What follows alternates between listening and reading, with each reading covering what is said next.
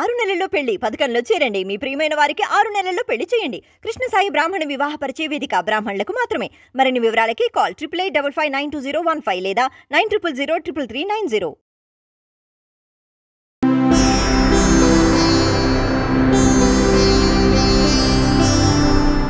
వీక్షకులందరికీ నమస్కారం. నవంబర్ నెల 17వ తారీఖు లగాయితూ నవంబర్ 23వ తారీఖు వరకు ఉండేటువంటి గ్రహగతుల ఆధారంగా ద్వాదశ రాశుల వారికి ఈ వారం ఏ విధమైనటువంటి శుభాశుభ ఫలితాలు కలగబోతున్నాయో ఈ కార్యక్రమం ద్వారా తెలుసుకుందాం. సింహరాశి వారికి ఈ వారం సాధారణమైనటువంటి గ్రహగతులు గోచరిస్తూ ఉన్నాయి.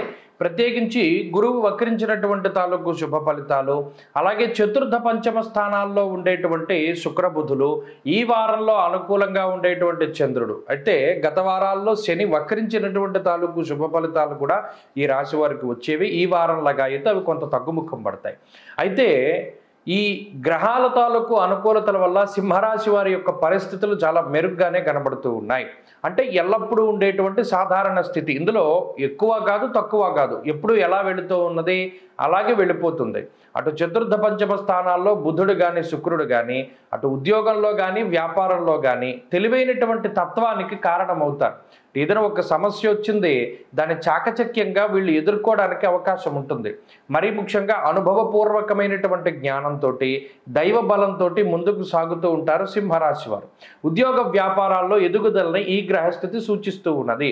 అలాగే సప్తమ స్థానంలో ఉన్నటువంటి శనేశ్వరుని యొక్క స్థితిగతుల వల్ల మరలా కుటుంబపరమైనటువంటి ఇబ్బందులు రావడానికి, అదే జీవిత భాగస్వామితోటి సఖ్యత దెబ్బతినడానికో లేదా ఏదైనా ఒక చిన్నపాటి మాట పట్టింపులు ఏర్పడడానికో అవకాశం కలుగుతూ ఉంటుంది. ఆ ఒక్క విషయాన్ని ఈ రాశివారు ప్రత్యేకించి దృష్టిలో పెట్టుకోవాలి. ఇక అష్టమరాహు యొక్క స్థితిగతుల వల్ల నరాలకి సంబంధించినటువంటి సమస్యలు, గ్యాస్ట్రిక్ సమస్యలు, అరికాళ్ళకి పాదాలకి సంబంధించినటువంటి సమస్యలు కొంత ఎక్కువగా బాధిస్తూ ఉంటాయి. దానితో పాటుగా చిన్నపాటి క్రిమి కీటకాల వల్ల వచ్చేటువంటి ఇబ్బందులు కూడా ఈ రాశి వారు అనుభవించవలసి వస్తుంది, ప్రత్యేకించి ఈ వారంలో. అయితే చంద్రబలం పూర్ణంగా ఉన్నటువంటి ఈ వారంలో మనసు చాలా ప్రశాంతంగా ఉంటుంది. ఆహా, మనం ఇది సాధించగలిగాం కదా, మనం ఇది పలానాది చేద్దాం అనుకున్నాం చేసాం, ఇలాంటి పలానా చూద్దాం అనుకున్నాం చూసాం, పలానా చోటుకు వెళదాం అనుకున్నాం వెళ్ళాము అనేటువంటి ఒక మానసికమైనటువంటి సంతృప్తిని అనుభవించగలుగుతారు. అది ఈ వారం సింహరాశి వాళ్ళకి ఉంటుంది. కుటుంబ సభ్యులతోటి కాలాన్ని గడపగలుగుతారు. అయితే ఇక్కడ అర్ధాష్టమ రవి, ఈ రాశ్యాధిపతి అయినటువంటి రవి చతుర్థ స్థానంలో ఉండడం వల్ల తీర్థయాత్రలు కానీ ప్రయాణాలు కానీ అనుకున్నటువంటి రోజుకి వీరు నడపలేరు.